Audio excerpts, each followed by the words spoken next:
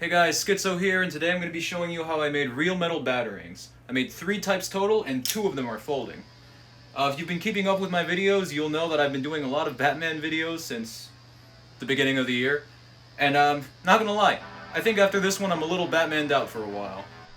The first batarang I made was a pretty orthodox one, inspired by the symbol from the new Batman movie. With the second version, I decided to get a little more creative. I made a hybrid based off of said movie, as well as the Arkham games that I love so much. This batarang was the first I made with the folding mechanism, but I wasn't quite satisfied with the functionality of it, as well as how troublesome they were to make. So I made a third, simpler, and more practical batarang, which folds completely in half. All 3 versions of the batarangs were made out of relatively inexpensive 16-gauge welding steel. Unfortunately, the ones I got were pretty rusty, so what I did was I grabbed a can of WD-40 and just tried to get off as much as I possibly could. Making the first version of the batarangs was fairly straightforward. All I had to do was Google images of the new bat symbol, and then turn them into DXF files so I could laser cut it. After that, I sharpened the batarangs with a Dremel tool, and then coated them in black, as well as a layer of clear coat. You'll find that all the other batarangs also follow this same general procedure, just with extra steps in between.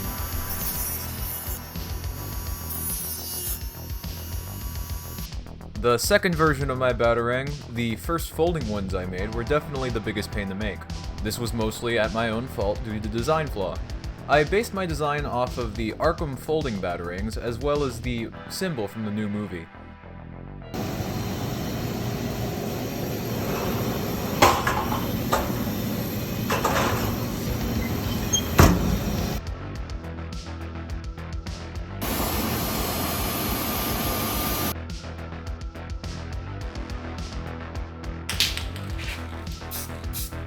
See, the primary design flaw with these batarangs was, for some odd reason, I believed that these tiny neodymium magnets, while quite strong, would be strong enough to hold up 2 heavier steel wings. Spoiler alert, they were not strong enough to hold them together. And because I was too lazy to design something that actually used springs, I kinda just had to improvise. The only way I could get the wings to stay together was by making the space between the 2 3D printed panels a lot smaller. And to do that, I used some layers of tape, but in an attempt to get it to hold together better, I used a steel washer as well, in hopes that the magnets would attach to it. So the whole thing was just kind of unreliably held together by magnetic force and friction alone. Even though this worked, the batarangs would still flip out quite unreliably, not to mention that doing it for an hour straight would pretty much wear it down to the point that it wouldn't work anymore.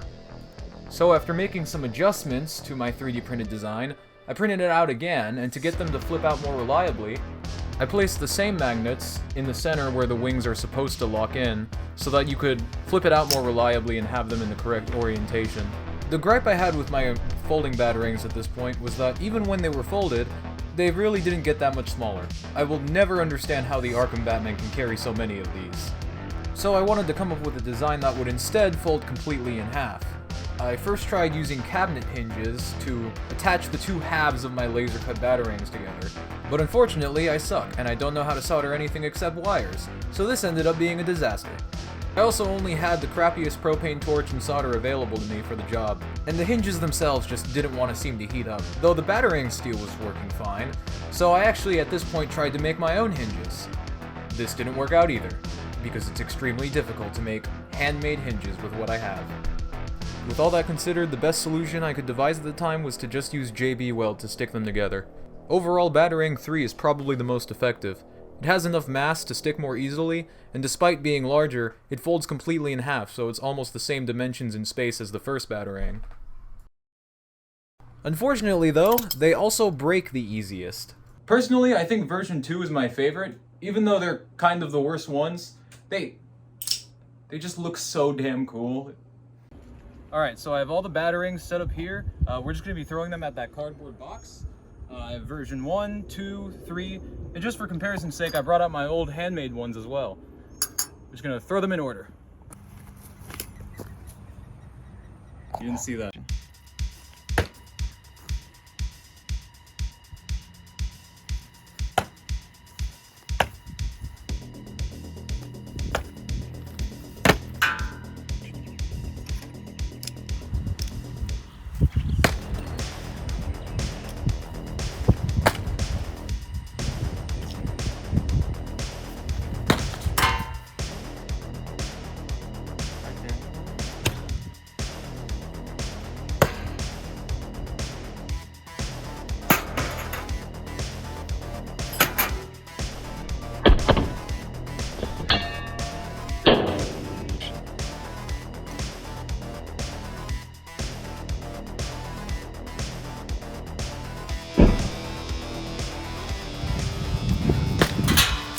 Yeah.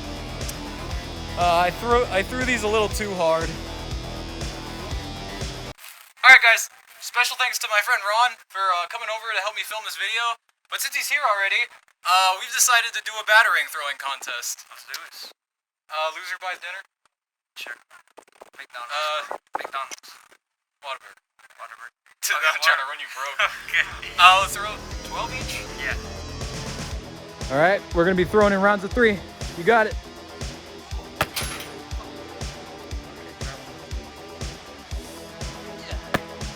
One. That counts, right? Yep.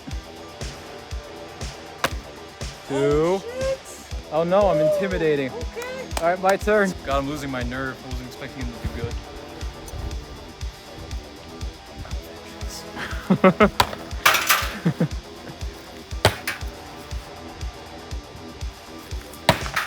Damn. Hey, look who's got the win!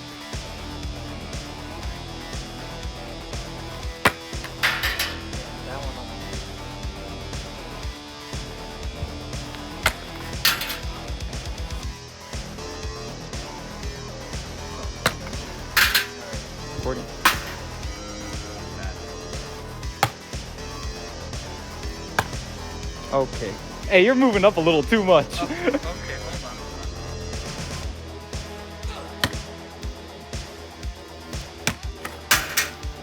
Can I get a half point? No. That was it! That was it! Come on, man! Alright, fine. Come on, man.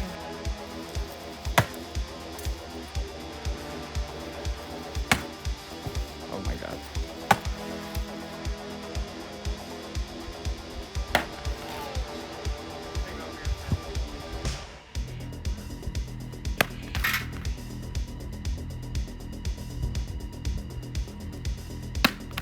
Technically, I already won, but I want to finish it anyways. Okay. Oh. 8 out of 12. Big flex. 2/3, not bad.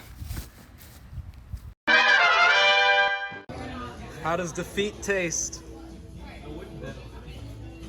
How does defeat taste, Ron?